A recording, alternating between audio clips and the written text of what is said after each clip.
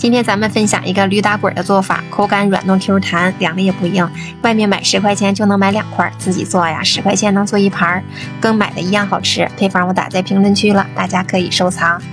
300克糯米粉中倒入30克白糖，300克温水，调成细腻无颗粒的面糊。盘子的底部和侧面喷上油，这样可以起到防粘的作用。尽量找一个大点的盘子，这样熟的会更快。趁热把它脱模，接下来的步骤就非常的重要了。我们像视频中这样反复的抻拉，这样才能使做出来的驴打滚凉了也不硬，而且 Q 弹有嚼劲儿。然后给它擀成一个长方形的面片。我用的是180克的豆沙馅儿，倒入适量的清水给它稀释一下，这样在涂抹的时候更加的容易摊开。可以把这个不规则的边儿给它切掉，然后把它从下往上卷起来，最后借助于一根绳把它切分成我们想要的大小。